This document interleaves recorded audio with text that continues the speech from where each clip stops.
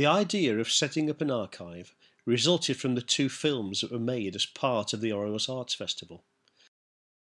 A Cut Through Alrewas in 2008 and Alrewas A Good Billet in 2010. It became clear to us that there are many stories, memories, photographs and artefacts that give a wonderful picture of the village over the past 100 years or so. And if we weren't careful, a lot of this heritage could be lost, ending up in a skip or forgotten in someone's loft. One way of being able to preserve this would be to have a central archive. An archive that belongs to the village, is maintained by the village and is kept in a village-owned building and accessible to everyone. Add to this the fact that the many old and established village organisations that have their own histories. The Alrewas Show is almost 150 years old, the Drama Society is over 50 years old, and the history of Alrewas goes back at least 2,000 years to when early traders rested in the area while they waited for floodwaters to subside. The detailed history of the village is contained in Norman Stubbs' book, written in the 1980s. All this comes together to give a picture of a community with a long history and one that's worth preserving. Initially, the archive will record 4 major areas relating to the village between the 1930s and the 1950s. These are places, education, recreation and employment. We'll carry out filmed oral history interviews with around 20 villagers and use the information we gather to set up the archive. Eventually, we intend to include as much history and heritage as we possibly can, including adding village events as they happen.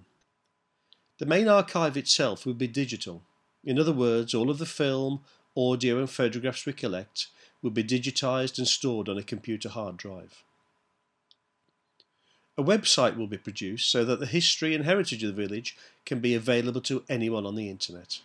This will contain a selection of heritage items from the main archive. A touchscreen monitor point will be situated in the village hall so that visitors can see a sample of heritage items and find out more about the village.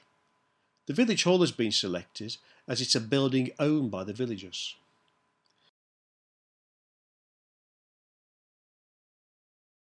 There'll also be a series of learning materials produced.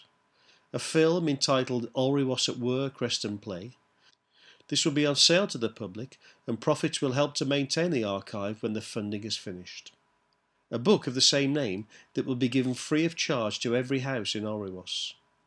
A mobile display based upon the 4 areas that will be available for any organisation to use, and an educational pack for use by All Saints Primary School and other schools in the area. The archive will be overseen by the Alrewas Arts Festival Committee, who were responsible for making the initial bid. The day-to-day running will be coordinated by a steering group which will be made up of a cross-section of villagers. There'll be a team of around 15 volunteers who will be trained to undertake and annotate oral histories, maintain the archive and pass their skills on to others. The success of this project lies in the village taking ownership of the archive and keeping it updated for future generations.